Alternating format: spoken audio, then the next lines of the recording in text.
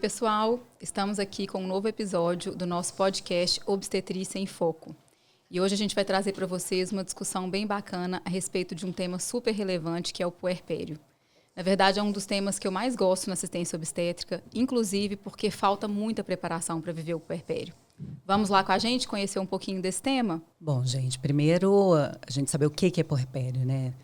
O puerpério é o período que vai do nascimento do bebê, da saída da placenta. A gente pode classificar em imediato aquele que vai da saída da placenta até 2 horas após o parto. O mediato, que vai de 2 horas após a saída da placenta até 10 dias. O puerpério tardio, que vai de 10 dias até 42, e o remoto, que alguns falam que vai até 60 dias após o parto, outros falam que vai, inclusive, enquanto a mulher estiver amamentando, né? Que é o retorno do corpo da mulher ao estado pré-gestacional. Então, alguns defendem que ele deve perdurar enquanto ela está amamentando, porque ela ainda não voltou ao estado pré-gravídico, né? Sim. Essa palavra, esse nome é feio, né? Assim, é uma coisa assim. Primeiro que a maioria das mulheres, provavelmente, se você fizer uma enquete assim na rua, você sabe o que é puerpério? Elas não sabem, né? Quase todas já viveram, mas né, que não sabe porque essa palavra ela podia mudar, né? Sei lá, a forma, assim, a palavra não é bonita, né? E como a Lud disse na introdução, e a Gisele definiu muito bem o período do puerpério, é um período muito, se a gente considerar aí até os 45 dias pós-partos, né? Que é um período curto e com tanta coisa que acontece, né? De bom, mas, né, obviamente, com o nascimento do bebê, mas ao mesmo tempo de dificuldades em lidar com questões físicas, mentais, cuidados em relação à criança que está chegando. Então, assim, e realmente é muito negligenciado. E muito negligenciado por nós, né? É interessante, aí eu estou falando até por mim mesmo, como médico, obstetra. Realmente a gente foca tanto na assistência pré-natal, tanto no cuidado ali, a gente quer tanto um desfecho favorável, obviamente, para a mãe e para o bebê. Então, quando nasce e você entrega o bebê para a mãe, fala, você dá assim, ó, é meio que fiz minha parte, e a gente meio que esquece um pouco que tem ali o pós-parto e que ali pode ter complicações, né? Obviamente que é até mais tranquilo para a gente lidar, mas tem as questões dos cuidados mesmo com o bebê, das questões psicológicas daquela família, aí envolve questão também da puérpera, né? Da própria mulher e também do parceiro. Então, é muita coisa envolvida, né? E eu acho que a gente minimiza, né? E por muito tempo, né, assim, até eu mesmo, de pouco tempo para cá, eu acho que talvez até com experiência de casa e do que a gente vive até na questão pessoal, você começa a ficar mais atento aos cuidados aí no pós-parto, imediato e tardio. Eu tenho uma dor muito grande com o puerpério, assim, não só pela experiência individual, mas no geral de assistência mesmo. Porque eu acho que a gente gasta muito tempo e a gente foca muito da nossa importância ali no pré-natal, preparando as mulheres para viver o parto. Então, a gente que se importa com isso, que a gente que preza por uma assistência com menos intervenção, a gente quer preparar o casal para o parto vaginal, a gente quer mostrar os benefícios do parto vaginal, a gente quer mostrar para eles que a cesariana tem indicações muito precisas e que a gente pode e deve correr atrás de um parto com menos intervenção, porque a gente tem benefício sobre o corpo da mulher. E aí nasce. E a gente esquece que depois o que vem é às vezes tão ou mais importante do que o que foi feito no pré-natal. E a gente percebe que, assim, não tem assistência, não tem preparação para as mulheres viverem o puerpério de uma forma mais saudável. E é um momento em que, assim, o mundo cai, né? Para a gente que já passou por isso, ou mesmo, né, para o Tiago, para o Gui, que não passaram isso no corpo, mas vivenciam isso diariamente na assistência. É um momento que a sensação que a gente tem é que o mundo realmente cai. Às vezes, quando eu recebo pacientes assim, ou mulheres que falam assim, não vai ser tranquilo. O puerpério vai ser tranquilo, não vou precisar de ajuda em casa. Eu já cansei de gastar uma consulta inteira com o casal para mostrar para eles que é óbvio que é de forma individualizada, cada um vai sentir da forma, né, é de uma forma muito específica, nem todo mundo é igual. Mas eu sempre falo com eles, tenham um olhar muito cuidadoso, muito cauteloso e muito especial pelo puerpério. Não é simplesmente ter um bebê que vai mamar e que vai dormir. Não é isso. É todo um ciclo de acontecimentos. Junta com as alterações hormonais, com o pensamento da mulher, com a parte psicológica que fica super abalada. E é uma queda, né? Eu sempre falo coisa assim, é uma ambivalência de sentimentos. Ao mesmo tempo que você está muito feliz com a chegada do bebê, que é uma concretização, muitas vezes, de um sonho, ao mesmo tempo é uma queda muito abrupta numa nova realidade, numa nova rotina que você precisa estabelecer para poder ter uma família funcionando bem e convivendo bem. E a gente precisa de assistência, né? Não é assistência simplesmente médica. Muitas vezes a gente é muito mais psicólogo do que médico, né? É a escuta, é o acolhimento desse casal que chega muitas vezes destruído. Eu tenho uma grande amiga paciente sua, que ela falava uma coisa que eu achava assim, que me fez pensar um dia. Ela falou assim, que chegou na primeira consulta de pós-parto, do primeiro parto, ela foi seu paciente no segundo parto. Do primeiro parto, ela chegou na consulta de pós-parto sozinha. O pré-natal inteiro, ela foi acompanhada na consulta. Ou ia o pai, ou ia o marido, ela sempre com alguém, todo mundo animado, com a chegada do bebê, aquela alegria e tal. E aí o bebê nasceu. E aí foi um parto que não aconteceu do jeito que ela tinha esperado, e do jeito que ela tinha sonhado. E aí veio aquela avalanche, né, de sentimentos, de sensações, de acontecimentos. E aí na consulta de pós-parto, ela foi para o médico sozinha, porque o bebê já tinha nascido, a atenção toda focada para o bebê, e ela foi sozinha. E ela falou que ela entrou, o médico atendeu e tudo, pediu para ela entrar no banheiro, para trocar de roupa, e que ela voltou do banheiro chorando. E ela é muito engraçada. E ela virou e falou assim, fulano, eu não sei o que está acontecendo comigo. Eu tô sozinha, ninguém quer saber de mim mais, todo mundo foca só no bebê, ninguém quer saber se eu tô bem, se eu não tô. Eu não enxergo mais minha perereca, essa barriga tá grande, eu não consigo fazer nada, meu peito tá ruim, um desespero geral. E assim, ela conta isso rindo, né? Assim, hoje, né? É uma história meio cômica, mas na verdade, por trás dessa história cômica, os sentimentos são extremamente profundos, né? É uma mudança muito grande de vida para uma mulher que às vezes estava... A gente sonha muito na primeira gestação, a gente não tem noção do que é a vivência do puerpério. Assim, na minha cabeça, por exemplo, que eu engravidei já médica, então eu tinha essa questão da técnica, da medicina por trás. Para mim era muito fácil. Eu pensava assim, gente, muito fácil, porque eu trabalhava no sistema público de saúde, eu fazia, às vezes, a evolução de alojamento conjunto das pacientes que já tinham tido parto. Eu via as mulheres em pé no corredor, com o menino no colo, amamentando, e elas conversando. Para mim, aquilo ali era uma coisa muito natural, muito instintiva, muito tranquila. Nunca imaginei que seria aquela avalanche que foi o puerpério. Então, eu acho que falta muito para a gente, às vezes, gastar um tempo. A gente prepara elas para o parto, a gente tem essa atenção, orienta a equipe multidisciplinar, mas a gente não tem assistência puerperal. A gente não tem um momento de escuta, de acolhimento. Às vezes ela volta com 15 dias, em que 15 dias o mundo caiu, né? O mundo caiu em 15 dias. Na verdade, em um dia o mundo caiu, né?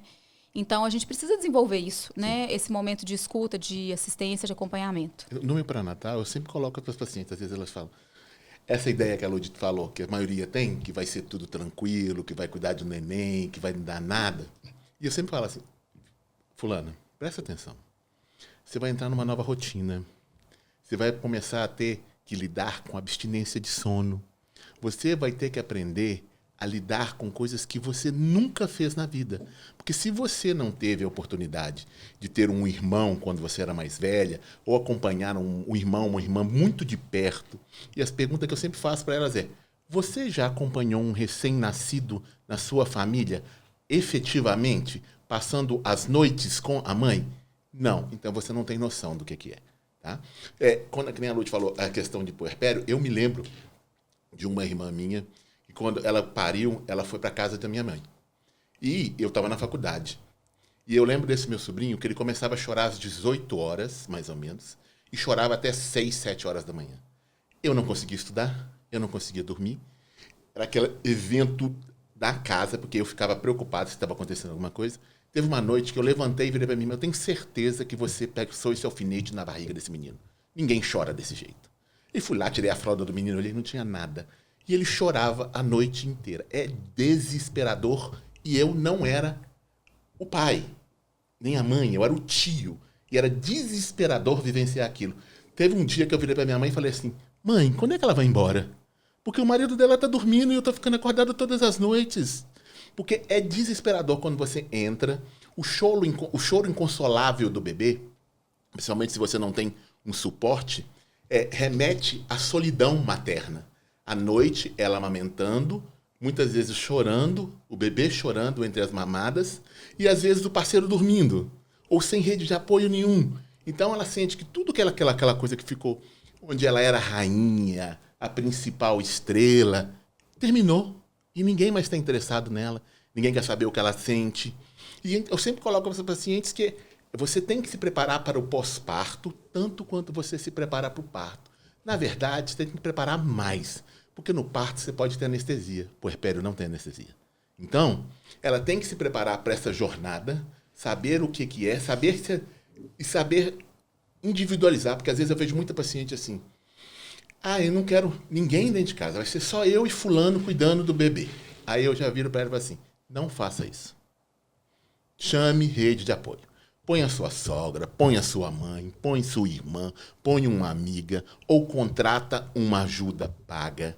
Não vá para fazer algo que você nunca fez só pela primeira vez, sozinha e sem nenhum tipo de rede. Porque você vai se frustrar. Porque a gente tem sempre uma expectativa de performance. Do tipo, eu vou dar conta disso, eu vou fazer bem isso. E às vezes você tem, por exemplo, problemas com a lactação. Sua lactação não vai como você espera, porque existia uma expectativa de uma lactação exclusiva, aleitamento materno, e ela não acontece, ou durante um período inicial em que o bebê perde peso e você precisa da fórmula, já existe a frustração materna, como se ela não fosse uma mãe perfeita. Existem as mastites, as fissuras mamárias que atrapalham o processo de lactação, e isso também é um ponto que abaixa, do ponto de vista psíquico, a autoestima dessa paciente, e junto com isso, com a abstinência de sono, e eu sempre brinco com as pacientes e falo assim, vocês vão entender o que é a vida de um obstetra. Vocês vão entender uma parte dela, porque, ao contrário da gente, que a gente ainda tem a vantagem de a gente dar um plantão, a hora que chega às 7 horas da manhã, a gente vai embora. Você não tem folga no plantão. Às 7 horas da manhã, seu bebê te chama de novo e você tem que atender. Então, é por isso que é importante você ter uma rede de apoio, ter um parceiro presente. Se ele não for presente, alguém, outra pessoa, ou seja, uma rede de apoio paga, ou seja, irmã, ou seja, uma amiga, porque você não vai dar conta. E outra, eu sempre falo, você não tem que dar conta, vocês têm que perder essa ideia de que eu tenho que. Você não tem que nada. Você tem que ver até onde você vai, que você fica bem, e que se a partir dali, tipo, eu preciso de ajuda. E deixar muito claro, porque às vezes também é uma questão de não se posicionar. A paciente tem que sair dessa ideia de que ela vai ser que ela é uma supermãe. Você não é uma supermãe. Você é uma mulher no puerpério. Você precisa de auxílio para cuidar dos seus filhos, às vezes, para cuidar de você. Porque muitas vezes você conversa com a paciente, ela fala, não consegui tomar banho, não consegui escovar dentes. Ou seja, tem algo errado ali. Ela precisa de se cuidar. Porque quando abaixa muito o cuidado, a autoestima abaixa muito, aí você começa a ter essa queda no humor e que muitas vezes vai se tornar uma depressão. É porque o puerpério não pode ser confundido com férias, né? Exato. Eu lembro que quando eu vivenciei meu primeiro puerpério, eu tinha acabado de entrar na seleção do doutorado. E aí eu lembro do meu orientador falando assim comigo, aí você aproveita os 6 primeiros meses para você estudar enquanto você estiver amamentando. Eu fiquei com isso na cabeça, assim, vai ser possível eu estudar quando eu estiver amamentando. Vai ser possível nada, né? Porque, além do processo de amamentação ser um processo extremamente complicado e complexo, numa grande maioria das pessoas, né? É um processo possível, mas ele é desafiador. A hora que a gente para um pouco, a única coisa que você quer fazer é dormir, né? Você não quer nada mais na vida. Eu pensava muito isso, eu falava assim, gente, eu dou plantão noturno. Eu faço plantão noturno, durmo um dia em casa, faço plantão noturno, faço tantos plantões noturnos por semana. Nós vamos tirar isso de letra. Eu falava, Thiago, vamos tirar isso de letra. Isso não existe. Porque o plantão noturno, você vislumbra que você vai ter um descanso. Então, você está muito cansado naquele dia, 7 horas da manhã você vai embora, e mesmo que você trabalhe o dia inteiro, muito provavelmente à noite você vai dormir. Você tem uma segurança de que em algum momento você vai conseguir descansar. Puerpério, você não descansa nunca, né? Nunca. Então, Então, um dos pontos de apoio, de muita atenção que a gente precisa preparar essas mulheres é construa a sua rede de apoio. E, na verdade, essa rede de apoio não precisa ser uma rede contratada. A gente sabe que essa não é a realidade da grande maioria das mulheres. É uma rede de apoio de amizade mesmo, sabe? Seja alguém da família, seja algum amigo. E, às vezes, a rede de apoio ela não precisa estar o tempo inteiro presente. Assim, eu sempre falo com as mulheres assim, quando você tiver um bebê, nunca mais você vai visitar nenhuma amiga, ninguém da família quando esse bebê tiver menos de 3 meses de idade. Você não vai fazer isso mais. Ou então, que seja aquela visita que chega em casa e que lava a roupa, passa a roupa, limpa a cozinha, limpa a casa, faz comida para você e vai embora. Na verdade, ela não quer saber do que está acontecendo ali, do bebê. Não é aquela visita que você vai ter que fazer sala para ela. Não está no momento de fazer sala para ela. A hora que você está fazendo sala para visita é a hora que você precisa dormir e descansar. Então, que seja uma pessoa que vai chegar, vai ficar com seu bebê para você tomar um banho. Porque quantas vezes a gente... Eu lembro uma vez que eu tomei banho 2 horas da manhã, que eu lembrei que 2 horas da manhã eu não tinha ainda tomado banho. Então, a gente precisa criar essa rede de apoio, seja paga, seja por afeto, né, de pessoas da família, para que esse casal, e não é só a mulher, o homem também, porque a gente tem que lembrar que o homem volta a trabalhar. Sim. Né? Nós não somos aqueles países que têm 3, 6 meses de licença paternidade, né? Eles vão ter aí 5, 20 dias, que é a base, né? E fora aqueles casais em que o marido é autônomo, ou seja, ele não tem licença paternidade. Então, assim, a gente precisa também dar suporte para esse homem que está ali na família, para que ele consiga ter forças para trabalhar e consiga manter aquela família em andamento, né? Porque a vida não pode parar. Sim. Então, isso é todo um preparo que, sim, a gente precisa gastar um tempo no pré-natal para orientar esses casais sobre isso. Você sabe que existem estudos mostrando depressão pós-parto no homem, né? Sim. A mulher, o substrato endócrino, saiu a placenta, você tem uma queda hormonal brusca, claro, tem os fatores ambientais e o homem é o fator ambiental, né? É a mulher que ele não reconhece, né? A mulher está diferente, a nova rotina da casa, a privação do sono, e ele ainda tem que voltar para o trabalho. Mas você estava falando uma coisa de... quando eu estava grávida, eu dava 3 plantões noturnos, eu tinha essa mesma expectativa em relação ao puerpério. Falei, vou tirar de letra, eu já estou acostumada com privação do sono. É diferente. É diferente. É muito diferente. E você não se reconhece mais. E assim, a queda hormonal decorrência, tirou a placenta, é nítida, você percebe.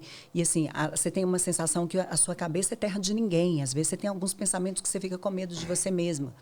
E outra, às vezes, e você chora, muitas vezes sem motivo, e você se sente, assim, eu não posso chorar, né? É um neném que eu tanto queria, às vezes eu até tenho uma rede de apoio, você não se dá o direito de chorar, você precisa de ter um motivo para chorar, é engraçado, né? E a gente sabe que, assim, 80% das mulheres no pós-parto vão experimentar períodos de melancolia, né? Eu normalmente falo para quem está acompanhando, não pergunta por quê, ela não precisa ter motivo para poder chorar, precisa de motivos para melancolia. E o que eu acho mais complicado, e às vezes até para a mulher ela aceitar a ajuda do ponto de vista psíquico, né? Porque a gente sabe, 80% vai ter melancolia, cerca de 20% dessas vão precisar de ajuda interdisciplinar e às vezes medicamentosa, e muitas recusam isso, né? Porque elas acham que depressão pós-parto, por exemplo, é um tabu. Ela acha que... ou então ela acha que depressão pós-parto é chorar todos os dias. Não, às vezes a gente como obstetra percebe sinais na mulher, às vezes até no pré-natal, que é uma paciente de risco para depressão, o ideal é iniciar a terapêutica antes. E no puerpério, você percebe que algumas mulheres, quando você vê que ela está... Às vezes ela não teve um parto natural, tranquilo, uma laceração pequena, mas ela começa com algumas queixas muito esquisitas, né? Então, ela te demanda, às vezes, todos os dias com alguma queixa muito inespecífica, que muitas vezes não tem... eu estou sentindo uma sensação de pressão no peito. Então, algumas queixas que você sinaliza para ela, olha, precisamos... Você começa a fazer essa abordagem psíquica e ela tem dificuldade, né? Ela acha que ela precisa dar conta, que ela tem que dar conta disso e que ela não precisa de ajuda, né?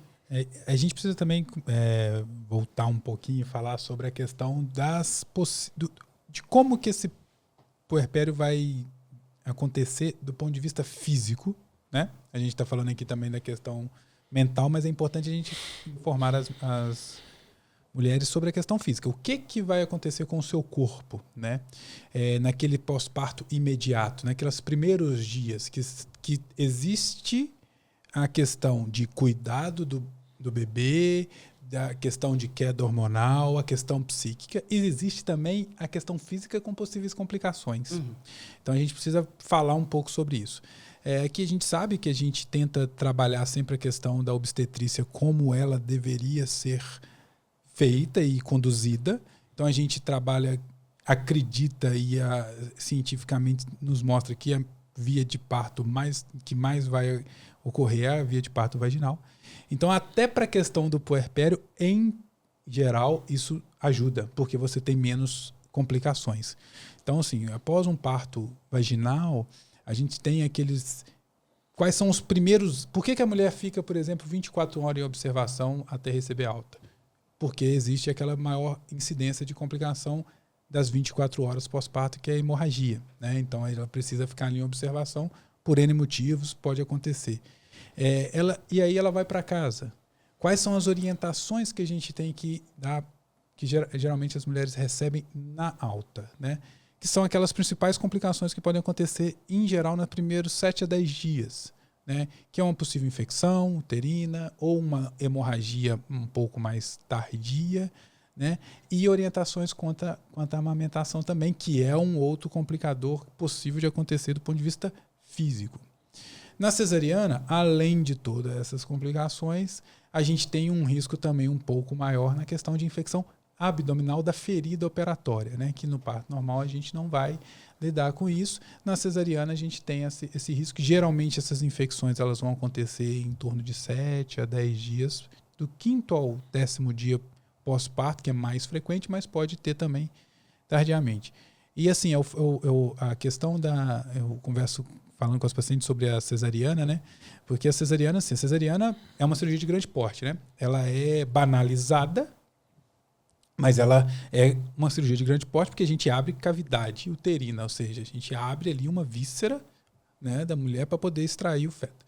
Então, essa é uma cirurgia de maiores riscos. E essa mulher não tem repouso, né? Porque assim, eu sempre falo com as pacientes, olha, quando se a mulher tem 40 anos e vai fazer uma retirada do útero, uma esterectomia, a gente dá 30, 40 dias de atestado. Ela não trabalha, fica deitada, porque é o ideal para a recuperação daquela cirurgia. A mulher que faz uma cesariana, ela faz a cesariana às 8 horas da manhã, 2 horas da tarde. Né? Passou o período pós-anestésico ali, ela já está tendo que levantar quase para tomar banho e cuidar do bebê. Então não tem recuperação. Então, nesse ponto, aí temos o benefício do parto normal. Não que o parto normal seja tranquilo, a gente pode ter complicações no parto, lacerações mais extensas, que vai dificultar, às vezes, o dia a dia também no período, mas isso é menos comum, né, no parto normal, o que facilita também os cuidados do ponto de vista físico, né? E isso eu imagino, né, que é importante também, porque aquele ato de você ter que levantar o tempo todo, sentar, aumentar. Então, assim, é tudo muito, muito complexo, e além disso tudo, tem a questão física envolvida.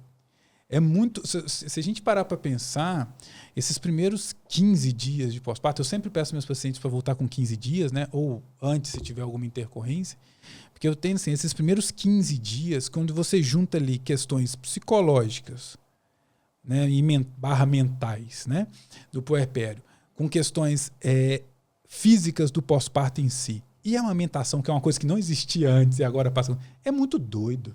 É muito louco. É muita coisa junta, de uma forma abrupta, num intervalo curto de tempo, que pode dar complicações em qualquer situação. Isso tirando os casos de mulheres com comorbidade, seja que teve uma pré-eclâmpsia, ainda tem antihipertensivo para usar, ou uma diabética que precisa ficar avaliando glicose no pós-parto, porque pode ter uma descompensação. Então é muita coisa que tem que cuidar e que está tudo ali junto. E assim, a sensação que eu tenho, assim... Eu oriento muito alta. Eu sou bem Caxias nisso, porque eu tenho um pouco de toque nessa questão assim, de esquecer alguma coisa. Então, eu sempre pego, seja quando eu dou alta para meus pacientes ou para os pacientes da Lu, do Guilhermino, eu vou lá e falo, olha, você vai retornar, você vai me comunicar se você tiver isso, sangramento aumentado, se você tiver febre, se você tiver isso. A sensação que eu tenho é que elas não escutam nada. Porque realmente não escuta. Tem que dar por escrito. Né? Você escreve, né, e você fala. E às vezes, quando elas nos demandam algo já está pior. Elas não nos demandaram no momento que deveria demandar, porque é tanta coisa em volta, a não ser quando é algo muito grave, né, que tem uma hemorragia absurda, mas é tanta coisa que está acontecendo ali de cuidado com o bebê, porque ela tem que lidar com as questões físicas do pós-parto, as complicações do pós-parto, a amamentação, o psicológico e os cuidados com o bebê. De primeira consulta no pediatra, de vacinação. Então, assim, é muita coisa. E tem a questão cultural, tabu. Minha avó teve 12, minha bisavó teve 13. E como é que eu não vou dar conta de um? Né? E vai ter sempre a avó, a sogra, que vai falar isso com ela, né? Teve isso, teve... Então, assim, é muita coisa em torno daquele ser. A gente que elas têm ainda aquela ideia de que elas têm que dar conta de tudo realmente sozinhas, e é muito problema com potencial de complicações, e que, assim, é difícil. E, assim, eu negligenciava muito do ponto de vista médico mesmo, acho que é até pela questão do sistema, né? A questão do sistema, quando a gente é plantonista, né? A gente não lida com isso, do ponto de vista médico. A gente está lá no plantão, nasce 10 meninos. Vão ser os partos, beleza, toma aqui seus meninos e elas vão resolver a vida delas. Quando a gente vai para o serviço privado e que a paciente ela é nossa, entre aspas, aí é que eu comecei a entender realmente, claro, como que é esse processo, como é tão complexo e difícil de lidar. Sabe o que aconteceu comigo ontem? Foi ontem, no consultório. Eu acompanho uma gestante pela segunda vez. A primeira gestação dela foi uma gestação gemelar. Uma família muito querida. E agora ela está grávida de um bebê só. E com umas 17 semanas de gestação, mais ou menos. Então, ela ainda está um pouco no início. E tendo crises de ansiedade muito intensas. Já na gestação. Assim, ela já teve um puerpério mais complicado dos primeiros filhos, porque eram gêmeos, 2 bebês, enfim, mas tem uma rede de apoio super bacana e tal. E na consulta anterior, eu já tinha falado com ela sobre a importância de cuidar desses sintomas emocionais, da questão da ansiedade, que eu achava que não estava muito legal. E ela falou assim, não, eu agendei uma consulta com um psiquiatra. Aí, 4 semanas depois, que foi agora, eu falei com ela, então, foi no psiquiatra? Fui, ele me prescreveu uma medicação, mas eu não quero usar. Aí eu falei assim, mas por que você não quer usar? Aí ela falou comigo assim, sabe o que acontece, Lúcio? Tem hora que eu fico pensando assim, eu tô sendo muito ingrata com o que eu tenho. Eu tenho 2 filhos tão legais, eu tenho uma família que me ajuda tanto. Eu fico assim, por que eu tô ansiosa desse jeito? Aí eu falei, para tudo. Parei a consulta inteira. Acho que eu dobrei o horário da consulta. Só para poder insistir com ela, explicar para ela o tanto que era importante ela tratar desses sintomas agora. E que ela desfizesse esse tabu da sociedade de que eu sou mulher. E se eu sou mulher, eu tenho que sentir, isso faz parte. Isso faz parte como se fosse uma coisa natural. Porque os sintomas estão começando agora. Na verdade, os sintomas já começaram há muito tempo. Talvez a gente tenha feito o diagnóstico agora. Aí a gente vai deixar essa mulher viver a gravidez inteira com esses sintomas de ansiedade para cair num puerpério em que ela não vai ter 1, mas 3 bebês, porque a diferença de idade é muito pequena. Para ela cair mal nesse puerpério, já vai ser um processo difícil. Então, eu precisei gastar um tempo muito grande com ela, mas assim, de extrema importância, talvez muito mais do que o restante da consulta, que era só medir pressão, pesar, enfim, para poder explicar para ela que aqui, agora é a hora. Esse é o momento da gente parar, de pensar, de cuidar disso, porque você vai cair num puerpério que, por um lado, vai ser mais leve do que foi dos primeiros bebês, porque com menos expectativa, menos romantização. O segundo puerpério, normalmente, ele é mais suave, né? Apesar de ter 2, ou ter 3, ou ter 4. Mas vai ser um trabalho pesado para você. Então, vamos começar a cuidar agora. E, assim, não é porque você tem uma família maravilhosa e, de fato, tem. Não é porque seus filhos são perfeitos, são saudáveis, que você não tenha que cuidar, que você não possa sentir essa ansiedade. Isso é legítimo da pessoa como um ser humano. Então, vamos cuidar. Isso não é ingratidão. Não é ingratidão com Deus, com o que você tem de bom na sua vida. Vamos cuidar do sintoma que está acontecendo para você viver, inclusive cuidar de tudo isso que você tem de uma forma melhor, com mais saúde, aproveitando mais, com mais tranquilidade. Então, tem que tirar isso delas, essa culpa de que não, eu não posso sentir, não, eu tenho que dar conta, porque todo mundo dá conta, porque minha avó cuidou de 12. Só que a avó cuidou de 12 lá numa cidade do interior, muitas vezes, em que a vida era muito mais simples, os mais velhos cuidavam dos mais novos, não tinha tanta exigência assim com relação às atividades que as crianças têm, quanto às atividades da mãe em casa. Era outro tempo. Não dá pra gente transferir tudo que era vivido antigamente para o nosso tempo atual. É uma vida diferente. Isso é muito importante. E o diagnóstico na gravidez dessas alterações são muito importantes, porque quando você assiste, às vezes, essa deslegitimização do sentir e essa questão de estar ansiosa. Muitas vezes, uma coisa que é muito importante, às vezes as pacientes vão ao pronto-socorro e a resposta que elas recebem é: isso é ansiedade, você tem que ficar calma. Isso é ansiedade, você tem que ficar calma. Se a paciente está mostrando sinais de ansiedade na gestação, isso já é uma bandeira vermelha para você poder ficar de olho. Qual que é o fator ansiogênico dessa paciente? Porque as pacientes com ansiedade importante na gestação estão muito mais propensas a desenvolver episódios depressivos no pós-parto. Então, a gente tem que começar a tratar na gestação. E quando a gente olha no nosso pool de pacientes, 15% a 20% das pacientes vão acabar tendo uma depressão pós-parto. Então, isso é muito mais prevalente do que é dito. E é importante, porque é uma frase que eu sempre coloco para as pacientes, presta atenção, um bebê feliz precisa de uma mãe feliz. Se a mãe não está feliz, o bebê não vai ser feliz. Porque você não vai dar o seu melhor para ele. Você vai dar o que você tem. E a gente tem que lembrar o seguinte, a gente tem que cuidar muito da gente, porque quando a gente se ama muito, se cuida muito, a gente ama muito e cuida muito do outro. Quando a gente vai passando certos limites nossos e tolerando, a gente coloca para o outro que ele também tem que tolerar algumas coisas. E isso não é o ideal. Então, a gente tem que se cuidar para poder cuidar do outro. Então, e deixar muito claro que existem muitas drogas seguras e possíveis de serem utilizadas durante a gestação e no pós-parto, que isso não vai atrapalhar o desejo dela de ter uma lactação e que usar um antidepressivo não faz ela menos mãe do que a colega que não teve nada. Então, são mulheres diferentes, com bebês diferentes, e mesmo, a gente tem que lembrar o seguinte, quando às vezes a gente pensa em filhos, a gente fala sempre, às vezes, mas eu e meu irmão tivemos os mesmos pai e mãe. Não, você não teve o mesmo pai e mesma mãe. Vocês nasceram em momentos diferentes, sua mãe era uma pessoa aqui e é outra pessoa aqui. Quando você vai para um puerpério, é muito clássico isso. Todas, na grande maioria das vezes, eu não sei se não teve uma intercorrência com o bebê, fala que o segundo e o terceiro puerpério são fichinha. Por quê? Ela já entende a ideia de que um dos muito grandes medos da paciente é: eu vou fazer mal para o meu bebê, eu vou matar o meu bebê, eu não vou ver que ele não está comendo, ele está perdendo peso, a culpa é minha. Então, quando você já vai para o segundo puerpério e você vê que você dá conta, você tem um bebê que está ali, e é o que eu sempre brinco com ela, você sabe por que tem festa de 1 ano? Que todo mundo quer festa de 1 ano?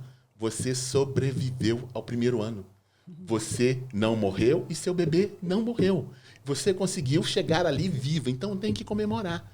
Então, essa paciente tem que entender que é possível, a gente tem que distinguir uma tristeza, de uma melancolia, de realmente uma depressão que começou na gestação ou que aparece no pós-parto, tratar adequadamente, legitimar, porque existe muito um tabu em relação à doença mental, que você toma remédio para a cabeça, você é doido. Não, você não é doido. Você é uma pessoa que percebeu que tinha sintomas não adequados e que estavam te fazendo mal e que você tem uma droga para poder te ajudar na bioquímica do seu cérebro. E está tudo bem usá-la, é como usar um antibiótico. Algumas vezes você vai usar essa droga durante um período e vai parar e vai voltar para a sua vida normal. Algumas vezes você vai usar essa droga por mais tempo, às vezes até para a vida toda. E isso não é demérito, isso não te torna melhor ou pior. Isso não significa que você não é grato ou você não está satisfeita com a sua vida. É simplesmente uma alteração que aconteceu com você no seu puerpério que você tem que tratar adequadamente para você ser mais feliz com aquela situação. Porque existe toda uma pressão de que você tem que dar conta, que nem a gente já falou aqui, e as pacientes têm que lembrar que o dar conta tem limite. Chega um dar conta que você tem que entregar o bebê para alguém. Eu tive uma colega que o marido dela falou que foi muito engraçado, que eles contrataram uma babá e ela não deixava a babá chegar perto do menino, como se fosse obrigação única dela cuidar desse bebê. Até que teve um dia que ele virou para ela e falou assim: fulana, tem 2 dias que eu não dou um banho, você não escova os dentes, larga esse menino, pelo amor de Deus, tem uma babá aqui, vai tomar banho, vai lavar seu cabelo, vai se cuidar.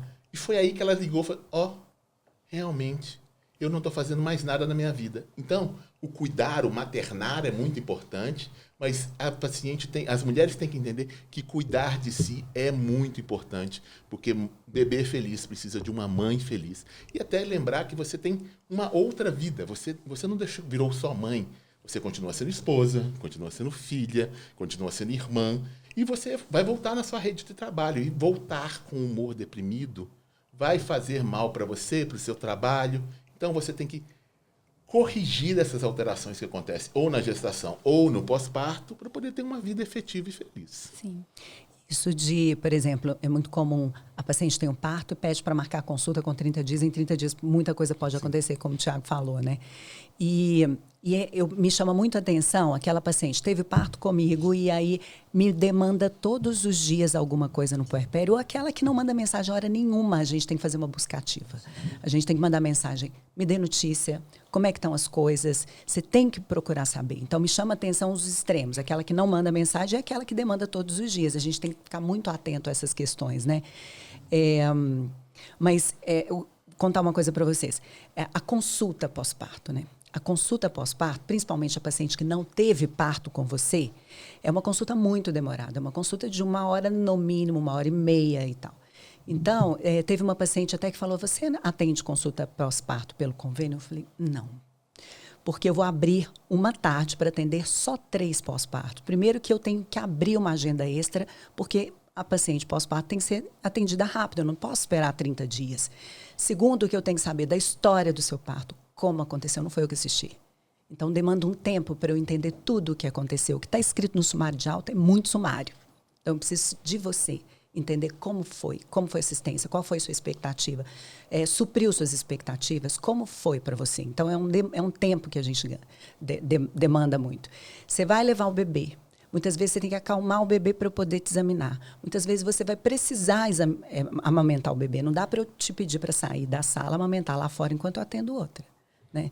E nisso eu vou te examinar. Depois nós vamos conversar sobre as questões psíquicas, como está acontecendo. Muitas vezes é o seu acompanhante que vai me contar, que muitas vezes a mulher não percebe. Né? E nós vamos sentar e discutir planejamento reprodutivo. Quando é que você pretende ter outro bebê? Se pretende ter outro bebê? Que métodos contraceptivos? E a gente tem que falar sobre cada um deles. É uma consulta que demanda muito tempo. Fazer uma consulta de puerpério de 15, 30 minutos, eu prefiro não fazer. Então, eu falo, olha, então eu acho melhor você marcar com o ginecologista que vai te acompanhar daí para frente. Porque fazer uma consulta mais ou menos, eu prefiro não fazer. Eu não sei como é que vocês pensam a respeito disso. Né? Sem dúvida. É porque o buraco é mais embaixo, muito né? mais embaixo. Na verdade, a gente relativiza muito que, assim, só olhar se está tudo bem com ponto, se é que tem ponto, só avaliar se, como é que está a amamentação, né? Mas, assim, às vezes é o momento, e muitas vezes ela vai sozinha. Sim, muitas vezes. Porque é a hora que ela está sozinha, né? É o momento que você precisa para poder acolher essa mulher, né? Acolher, escutar o que ela tem para dizer. E lembrando que, muitas vezes, se os sentimentos ruins aparecerem ao longo do puerpério, muitos deles podem ser suscitados pela vivência que ela teve no parto dela. Então, um buraco bem mais embaixo. É uma hora que a gente tem que entender como que foi, o que você esperava do seu parto, que foi exatamente o que você falou, como que o seu parto aconteceu, se não saiu do jeito que você esperava, como você está em relação a isso, porque é um tempo muito próximo ali do parto, né? Então, um tempo que ela ainda está digerindo todo aquele processo, e a gente que acompanha essas mulheres, a gente sabe o tanto que a vivência do parto pode impactar na vida futura dela. Né? Eu acompanhei uma gestante, esposa de um amigo meu de faculdade que é psiquiatra. E aí, quando ele foi na consulta, ele falou comigo assim, Lúcia, eu tenho atendido tantas mulheres, fora do período de gestação, de puerpério, né? Fora, em outra época de vida, que na hora que eu vou buscar a gênese do problema, o problema aconteceu lá no parto, lá no nascimento do filho delas. Então, a gente não pode menosprezar esse dado. Isso é de extrema importância. Sim, e outra coisa interessante e que é importante, eu acho, a gente conversar é sobre a questão da amamentação. Por que eu estou querendo tocar nesse assunto? Porque quando eu era residente, há pouco tempo atrás, só 20 anos, a gente não tinha equipe multidisciplinar. Nenhum de nós aqui teve isso. Né? Então, assim, a gente até fez a residência, o Guilhermino também, e a Gisele trabalhou lá, num hospital que é referência de amamentação, né? Lá no Odete Valadares, e tinha um banco, né, de leite sensacional, modelo na América Latina, enfim. Mas eu lembro que quando a gente ia dar alta no alojamento conjunto, que eu não esqueço, 32 leitos de alojamento conjunto, que a gente ficava com um lá só cuidando Não, Dois. enfim. 2 cuidando de 30. 2 de 30 e tantos. A gente é que fazia as orientações sobre a amamentação. E aí aquela questão de ser obstetra homem, né? Porque assim, a gente fica meio com dificuldades de orientar, receio, porque ele, né, igual a enfermeira, ela, né, vai pegar o bebê, colocar na mama da puérpera, da gestante, ver como é que tá a pega, e aí você tem que posicionar a mama assim, a gente estudava, sabia como fazer, mas isso não era uma coisa tão simples assim, porque às vezes até a própria paciente ficava desconfortável. E, enfim, então eu acho que era um pouco negligenciado do ponto de vista médico esse cuidado nosso com a orientação de amamentação, de lactação na gestante, na puérpera. E hoje a gente tem mais facilidades porque existem equipes, né, e profissionais voltadas apenas para orientação com amamentação, o que ajuda muito, principalmente as pacientes do serviço privado, que elas têm condições de contratar, a enfermeira vai na casa delas, orientar. Mas eu acho que isso não pode deixar, a gente não pode deixar também de orientar no pós-parto como médicos. E quando eu estava no Júlia e tinha lá, todos aqui, não sei se vocês fizeram entrevista, quando tinha negócio a Gisele, você vai me ajudar nesse trem. Okay. Da Rede Cegonha, quando você vai o pessoal lá fazer entrevista, pega um plantonista e pergunta sobre... a hora de ouro. Como é que é, para ver se a equipe está... Bem alinhada e sabendo em boas práticas. E aí os residentes, né, ficavam um pé da vida. Nossa, estou aqui no plantão, e daí chega uma moça lá da prefeitura, ou do estado, da Rede Cegonha, do Ministério, chama para poder fazer a entrevista. E aí todo mundo fala assim, olha, tem que decorar os 10 passos lá do aleitamento materno. E eles achavam aquilo, desculpa, eu tenho um saco, né? Eu falava assim, gente, olha, isso é importante. Porque assim, é uma coisa tão simples. E se você ler uma vez, pelo menos, você vai conseguir orientar, fazer uma primeira orientação para aquela gestante que pode fazer diferença. Né? Então, assim, a gente é de uma geração que, tipo assim, expor mama ao sol, né? Quando eu estava grávida, sim, a gente orientava. Hoje já não tem benefício, foi comprovado que não tem benefício, mas com certeza todos nós já orientamos. Sim. Hoje a gente sabe que durante a gestação não tem... a gestante, a mulher não precisa ficar fazendo nada, mas tem as orientações de pós-parto, a pega, como que é a pega, os cuidados caso tenha o engurgitamento, compressas de água, né, de água fria e tudo mais. Então, assim, a gente tem que, como médicos, nós somos 4, né, profissionais da área médica, eu acho que também faz parte da nossa profissão esse cuidado na orientação. Né? Porque é o que pega demais, assim. A gente falou muito da questão psicológica, está até muito bem falado aqui, da nossa preocupação, mas a questão amamentação, mesmo na mulher que não tem psicológico abalado, é muito complexa. Porque tem algumas mulheres que o menino nasce, bota o menino lá, já... acopla. Imediato. E tem outras que elas voltam na consulta e falam assim, meu Deus, o que eu faço? E você vê, não tem às vezes nenhum componente mental no puerpério, mas tem essa dificuldade com a amamentação que eu acho que vale a pena a gente falar um pouco. Mas tem estudos mostrando que o aleitamento materno, a espécie humana é a única espécie de mamífero que o aleitamento materno ele não é instintivo, ele é um aprendizado. Exato. Isso tem que ser abordado no pré-natal. O aleitamento ele é desafiador, então assim, a mulher ela precisa de uma rede de apoio, muitas vezes, para ela persistir na decisão de amamentar, porque a decisão de amamentar é da mulher, né? Existe a ditadura da amamentação. Eu lembro até de uma propaganda que tinha para o aleitamento materno, falando assim, quem ama amamenta. Exato. Cruel demais, né? Demais. E aquela mulher que tem contraindicação ao aleitamento, ou aquela mulher que não conseguiu amamentar, que não gostou, que não foi prazeroso, que não ama o filho. Pois é. Ela não é menos mãe por causa disso. É muito interessante essa questão da amamentação, porque eu fiz pré-natal de uma paciente que era francesa, era esposa de um amigão meu, e uma das conversas que a gente teve durante o pré-natal, ela olhou para mim e falou assim, Guilherme, eu vou ter que amamentar? Aí eu falei assim, ter que amamentar? Porque ela é enfermeira e ela estava revalidando o diploma dela aqui. E na escola de enfermagem da UFMG, existe um trabalho muito grande em cima do aleitamento e as enfermeiras saem muito bem formadas em relação a orientações de amamentação. Porque ela falou assim, porque eu vejo isso no curso e eu não me sinto à vontade. Porque eu não amamentei, minha mãe não me amamentou, nenhuma das mulheres que eu conheço, as minhas amigas, nenhuma amamentou. Então, eu vou ser obrigada, eu falei assim, querida. Você vai amamentar se você quiser. Você pode tentar amamentar. Se não gostou, você dá a sua fórmula sem problema nenhum. Ninguém vai te encher o saco com isso. A gente tem que entender que existem vantagens, mas existe um padrão cultural, por exemplo. Ela é francesa. Ela queria muito um parto vaginal, mas ela não queria nada uma amamentação.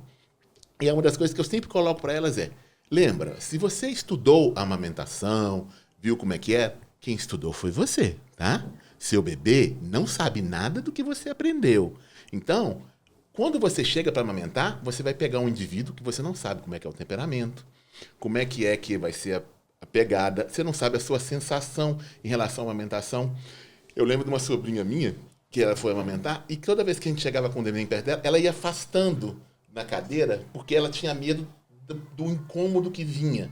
E depois que pegava, ela acostumava e era tranquilo. Mas você vê que existem mulheres, por exemplo, que a sensibilidade mamária é muito grande e que amamentar não é prazeroso para ela. Então, quando a gente usa uma campanha quem ama amamenta, ela fica se sentindo a pior mãe do mundo, porque ela não dá conta de amamentar, está muito ruim para ela. E é uma das coisas que eu sempre coloco.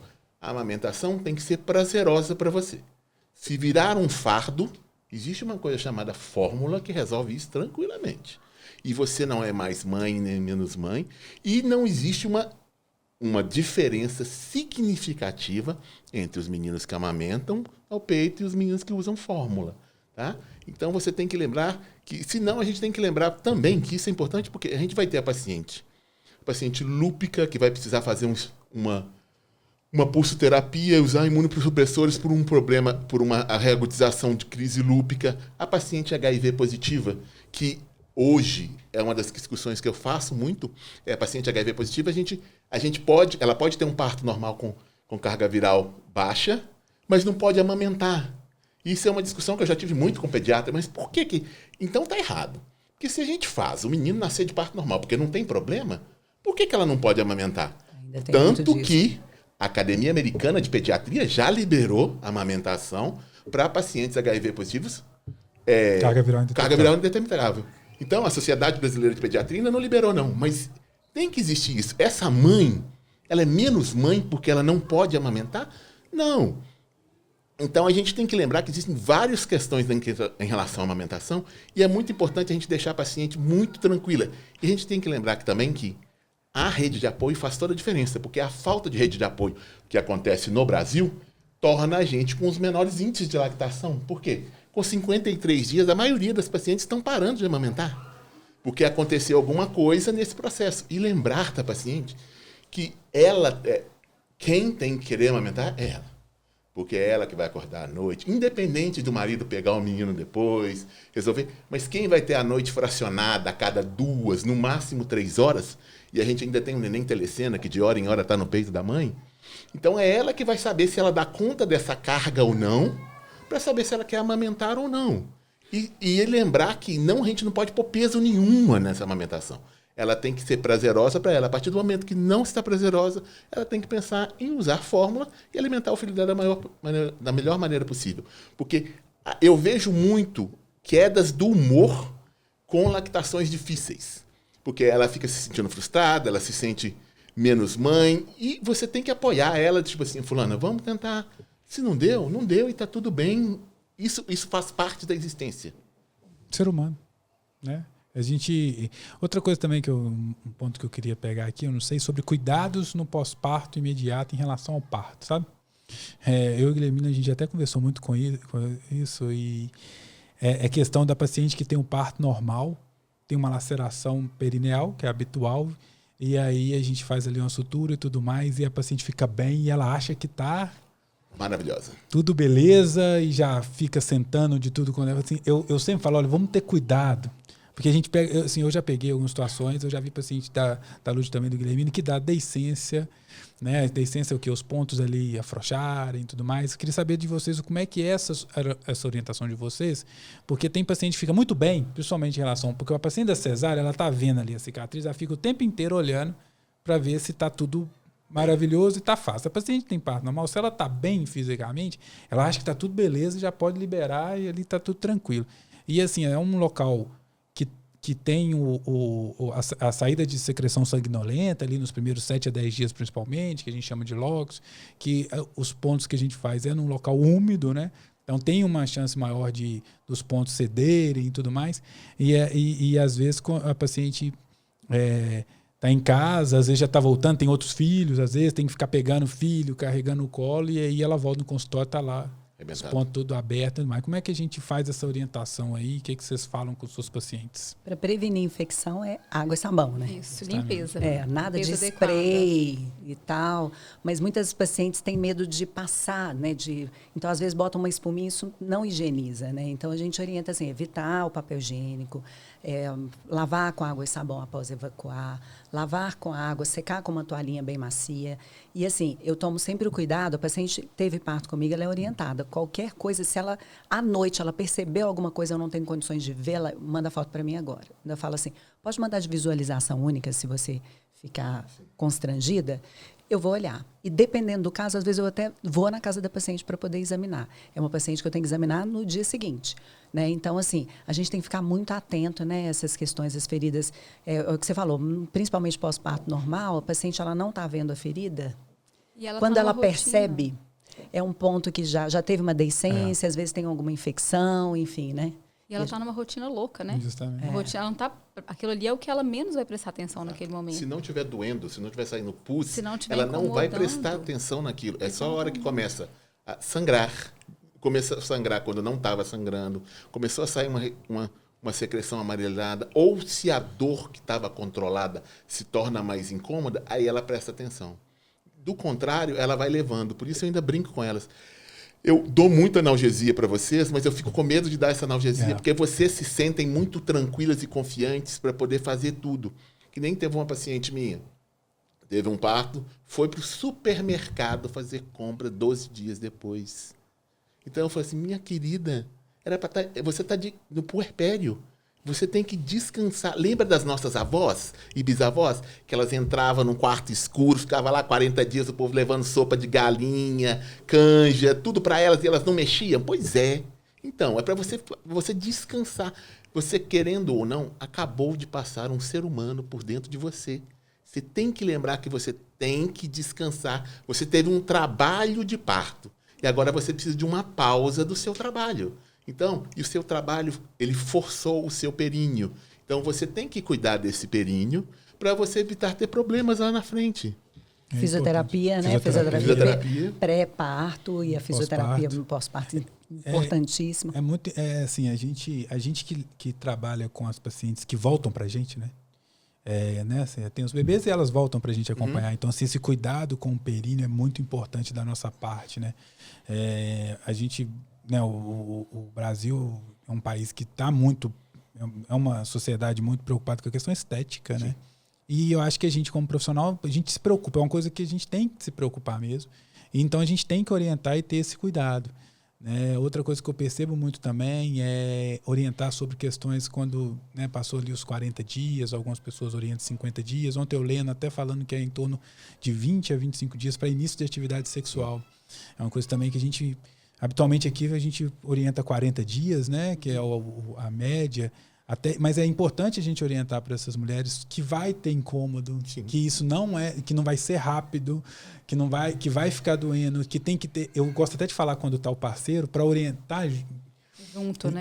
É interessante que quando o parceiro está na consulta, para nós, pelo menos para mim como obstetra que está lidando com esses assuntos mais delicados, ter o parceiro ali é muito interessante, porque eu sempre falo, olha, primeiro, retorno de relação sexual, ela vai sentir incômodo porque ela está com atrofia, tem uns pontos que ainda estão cicatrizados, está tudo beleza, mas ainda tem um processo de fragilidade na mucosa, tem o ressecamento vaginal do pós-parto e da amamentação. Então, assim, aos poucos, vai sentir incômodo. Então, na hora que ela... A libido está lá no pé. Então, assim, tem que ter uma parceria. E, assim, incomodou... Eu sempre falo assim, você é que... Eu lembrei que, assim, geralmente sempre é a mulher que manda. Nessa situação, então, é você que vai decidir. É você que tem que ir orientando o seu parceiro aquilo que está sendo bacana e bom para aquilo que ainda. Porque pode ser que você tenha 6 meses, às vezes, de Sim. incômodo na relação sexual, às vezes até mais do que isso, dependendo de como que foi a extensão da laceração, né? E até na cesariana, né? A cesariana também tem um incômodo menor, porque não teve o trauma perineal, mas tem um incômodo da cicatrização do útero, até naquela mobilização uterina ali no próprio ato sexual. Então, assim, é muita coisinha no puerpério que a gente tem que conversar, né? E muita coisinha que tudo bem, né? Assim, muita coisinha que é normal de acontecer. Exato. Eu acho que trazer essa normalidade para o casal e para a mulher, de que tudo bem sentir isso, de que tudo bem ter um pouco de dor na relação no início, de que tudo bem ter uma dificuldade de amamentação, porque eu acho que a sensação da gente quando vive o puerpério é que acabou, minha vida nunca mais vai voltar ao normal. Você está extremamente feliz com a chegada do bebê, extremamente satisfeita com aquela realização, né, do sonho de ser mãe, mas a impressão é que tudo mudou e eu quero minha vida de volta. Sim. E isso nunca vai acontecer. E vai acontecer, né? Eu acho que por isso que o segundo, o terceiro, o quarto puerpério, eles são melhores, porque a gente tem essa noção da finitude do momento difícil, né? A sensação de que pode ser que no início a relação sexual incomode, mas depois vai melhorar. Tudo vai se ajeitando conforme uma nova rotina, que é uma nova rotina muito boa também. Basta a gente nos dar um tempo de aprender sobre essa nova rotina e de construir essa nova rotina em família. E eu falo muito com as pacientes, porque é difícil para vocês que passam pelo puerpério, vocês às vezes se identificarem com eu, mulher, antes e eu, mulher, agora. Você às vezes não consegue se ver. E eu sempre brinco assim, então vamos fazer o seguinte, vamos pensar. Você está agora triste por causa dessa mudança, de você não estar conseguindo fazer as suas coisas. Então, você quer voltar à vida anterior. Tudo bem.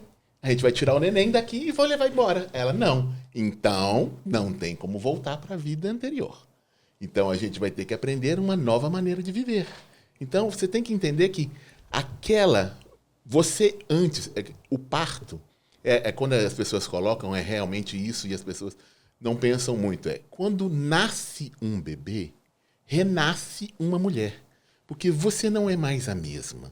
Você tem uma nova fonte de amor e de atenção que você vai cuidar, mas que, ao cuidar dessa fonte de amor e carinho, você está abrindo mão de muitas coisas que você gostava de fazer.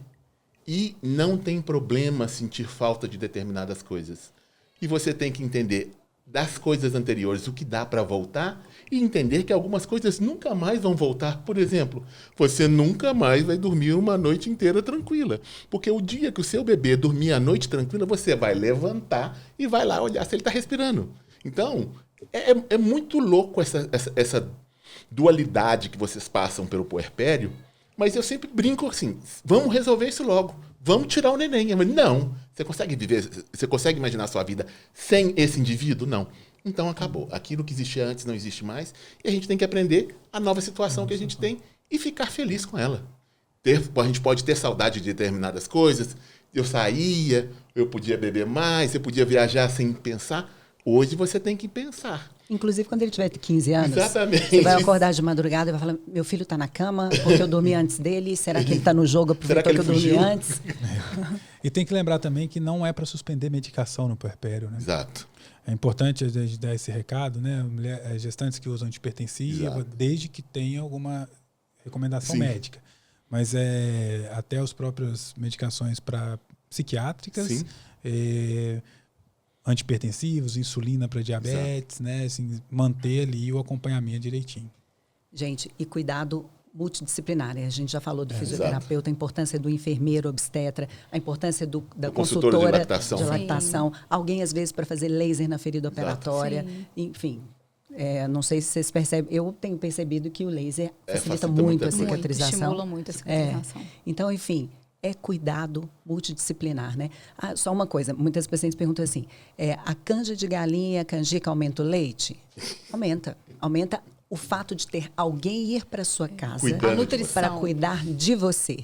É um carinho, né? O acolhimento. Emocional. É isso que vai aumentar, não é a canjica propriamente dita. É o cuidado, né? É o cuidado. É o cuidado daquela mulher, né? E não é a cerveja preta, nem a canjica.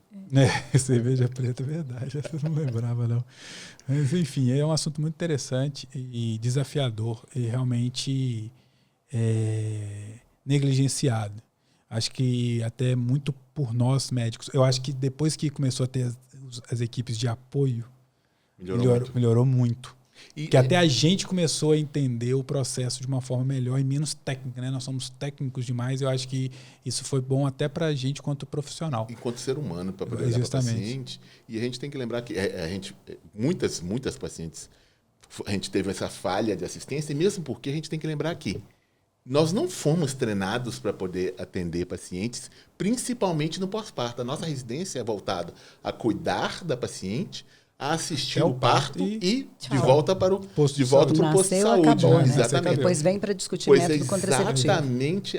Agora, quando a gente está no consultório, a gente aprende uma seara nova sem ninguém com a gente. É isso. E aí a gente começa a entender a importância do psicólogo, a importância do psiquiatra, do enfermeiro obstetra para poder ajudar na lactação, da consultora de amamentação.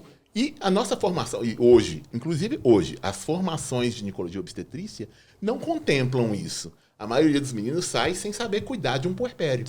O máximo é a orientação para dar alta. O que acontece depois, ele só vai aprender na vida dele se ele for para o consultório. Porque se ele for plantonista o resto da vida, ele não vai aprender isso. Gente, a doula, durante o pré-natal, durante o parto e durante o pós-parto. Impressionante, assim. Muitas doulas cuidam do puerpério, assim, muito melhor do que muitos obstetras. A consultora que trabalha com a Lud, pode até falar o nome, né? Como é que ela chama? Ana Clara. A Ana Clara eu indico, que a Lud, ela é uma gracinha. E ela assim, a minha última paciente que chamou falou assim, Thiago, eu falei com ela assim, olha, eu vou te indicar na Ana Clara, ela trabalha muito com a Lud e algumas pacientes. Ela mandou mensagem depois assim, nossa, essa moça salvou minha vida aqui em casa por causa. Então, assim, é isso que a gente vê, né? Que realmente faz diferença, né? Porque o fato da pessoa. Eu lembro que até a enfermeira do plano, do convênio que foi lá em casa, você lembra? Era muito legal, porque ela chegou lá e orientou, ajudou. Então, assim, eu não tenho dúvidas de que a equipe toda multidisciplinar ela é essencial para tornar um pouco mais leve, tanto da questão psicológica quanto técnica também. Então, acho que a gente pode encerrar, né? Falamos até. Pessoal, a gente queria agradecer pela audiência de vocês. Espero que vocês tenham gostado. Esse tema é um tema muito amplo, de extrema relevância. Eu acho que o puerpério vai aparecer outras vezes aqui em outras discussões, porque ele está sempre interligado aí com as questões da assistência pré-natal e do cuidado à gestante. Sigam-nos nas nossas redes, estamos disponíveis para tirar dúvidas, para conversar com vocês. Tem sido um prazer estar aqui com vocês. Muito obrigada e até o próximo episódio.